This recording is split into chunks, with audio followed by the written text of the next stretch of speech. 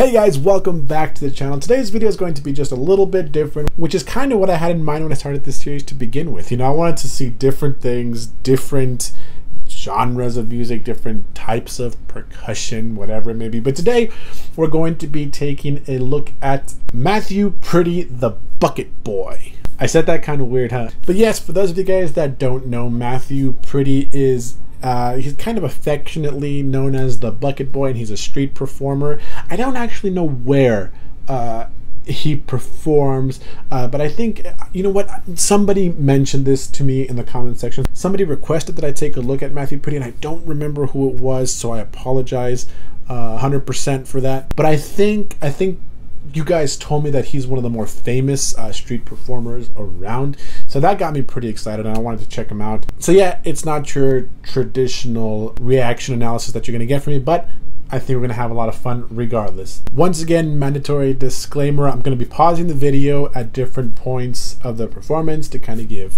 my reaction and analysis on things. So if that's something that annoys you, probably best to skip this video. So without further ado, let's get right into it. All right, here we go with the little bucket boy. Wait, the bucket boy, Matthew Pretty. Oh, he has a handle, the bucket boy.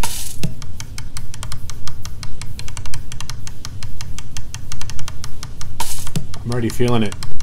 It's a little fast. Wait, are those Ralph Hardimans? That's cool. I love the sound that the snare has.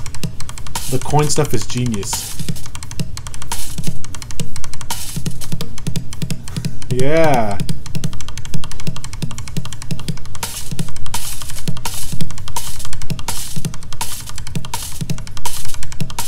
I like the double stroke sound that he's getting out of it. Yeah, it's very interesting. Ooh.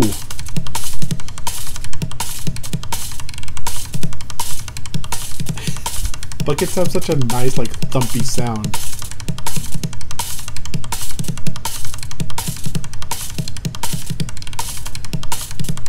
Those diddles sound nice. Yes. I like that. It's very tasty.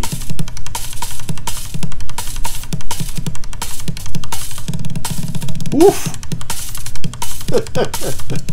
That was nice. Yeah. Ooh, ooh. Oh, that's nice. Oh. Okay, before we go on, I just want to take a minute and stop here and talk about some really cool things that I think was happening in this here video. First of all, that's such a crispy, like, sounding snare that he's got over there with the coins and everything. That's so creative, I mentioned. And I don't know, like, buckets sound good. I don't know what it is. You know, when I was younger, I wish I had the idea to do bucket stuff, but I always felt like that just wasn't cool. You know, like, to be a real drum set player, you had to have a real drum set, and clearly that's not the case here, because he's doing such good work with just buckets. I wish I had started with buckets because it looks like so much fun. I would venture to say that my man Matthew has some kind of drumline chops, because that's some good stuff. And then he's using some, you know, for somebody who's a street performer, you know, you would think that they probably don't have any kind of training. I don't know if he does or he doesn't, but I would venture to say that he does, because he was playing some really technically difficult stuff on a bucket, no less. Like, those double strokes, you know, there were more diddles than double stroke, and that's just how in my mind I think of double strokes and diddles just a little bit differently. But those diddles were really good, and then he transitioned from diddles to Swisses, I think. And I really dug the whole, like, introduction that he did. It was a nice solid build up. Like, there wasn't a lot of snare, and I guess, you know, it really, you know, speaks to the street performer aspect. Like you give them a little bit of taste, like, oh, you kind of grip them, kind of like a story, like a novel. You grip them at the beginning and then you start building up. They call it the rising action, right? Like that's kind of what he had here with, you know, easy stuff, like just even eighth notes on that left hand. I think it was, I'm used to right hand, but he's on eighth notes on that left hand with far in between bass hits and snare hits. With little, as he went on and on and on, he would add more bass hits and more snare hits. I don't know, I just think it was a good way to hook your audience and then build up from there. Like always doing something a little bit more interesting as you go along keeps the audience hooked.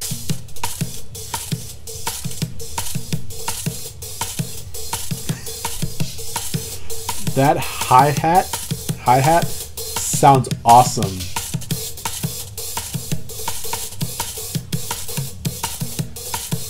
That's messing with my head because, you know, left foot is usually the hat control.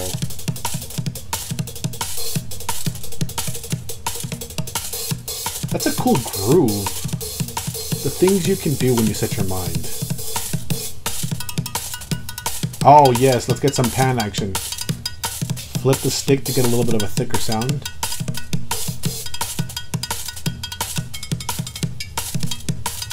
That cymbal has to move, so like he's got to, I bet he has to be conscious of it. Yep, he just moved it with his heel. More stuff you have to think about.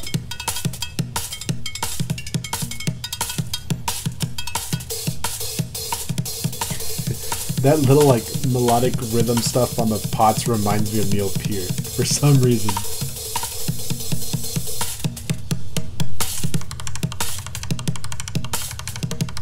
Okay, I'm gonna pause it here. I know it's a little soon, but there are a few things I want to talk about real quick. First of all, I love how he's repurposed, like everything he's using has generally been repurposed.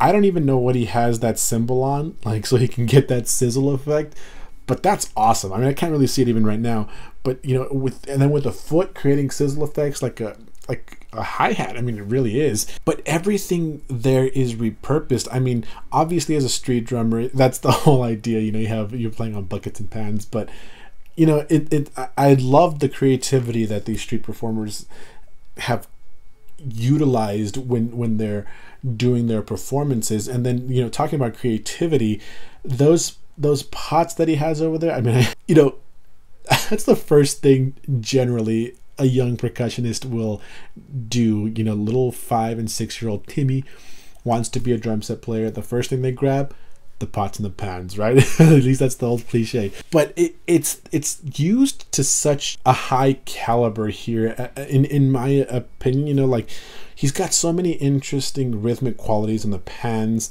as well as melodic qualities. I mean, in the sense of melody, it's not really the same thing as, you know, as what we would generally consider a melody, but it is, because, you know, it's different pitches and it's working in different ways, so it adds a great intrigue. And I love how he was just, you know, playing around with that right hand, from cymbals to pots to pans and everything, even different. I think he has a different bucket over here. I don't know, I'm not even sure, but that left hand was just keeping a constant groove, which kind of keeps the glue of the whole performance together.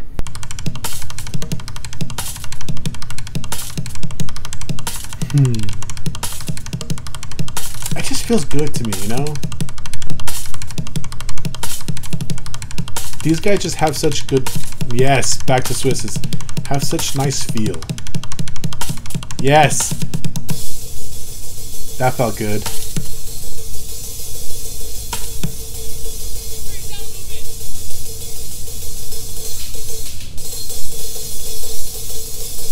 He's got chops. Pretty sure those are marching sticks. They're big.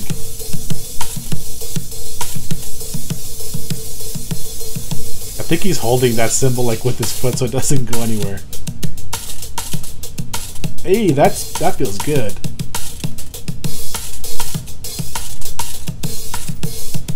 Almost like old school hip hop.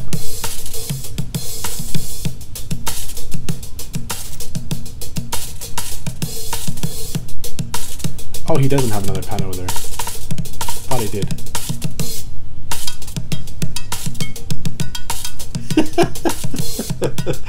I wonder if he was trying to go for like an old school hip hop feel here, because that's what that feels like. Old school for me. Ooh, those are some nice diddles. Chops on display.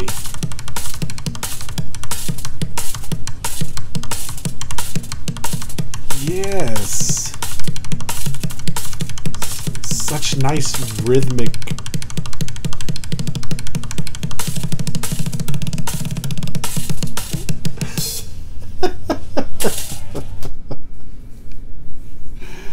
Oh man, I haven't said this in a while, but that was nasty, but in a good way. I mean, this whole like genre or subgenre or whatever you want to call it of drumming is just so much fun, and it's just, I mean, that's really all it is. It's just about having fun and just letting your brain, your hands, your creativity go wild with different sounds. And I'll tell you from experience, and there's someone out there that can corroborate this for me, but I will go around and just like tap different things and just play with it and see what I can come up with, and sometimes I don't even realize it. It just kind of happens. So this is like a percussionist, drummer, whatever you want to call it. It's our kind of, it's our dream, and it just makes me want to go do it. But I mean, one thing that I think he does so well, and it keeps on taking me back to like drumline and battery percussion, is like his rhythmic knowledge. Like, he's got sweet chops from right to left. Both hands are just sick chops, and he's got such a command, like a rhythmic command of what he's doing. I don't know, like I could be wrong, you know, but that's just the feeling that I get from him. But I think he's doing a great job, and all the rhythms are solid, and it just helps like provide this rhythmic intrigue. It just kind of keeps you in it. And then at the end, like, that was just a chop fest at the very end, like just ramming, like Ram Central out there, and it was just so much fun to watch. I mean, props to you, Matthew Pretty, the Bucket Boy. Dude, I can see why you're so popular, man. Good stuff, man. Good stuff. And that's pretty much it for today's video. As always, if there's, you know, an artist, a percussionist, a song, anything that you want me to take a look at, kind of react to, kind of give my analysis to, feel free to leave it in the comments section below. And of course, as always, thanks so much for watching. If you liked the video, don't forget to hit that like button. And if you really liked the video, don't forget to hit that subscribe button for more content like this. Hopefully, we'll see you guys in the next one. See ya.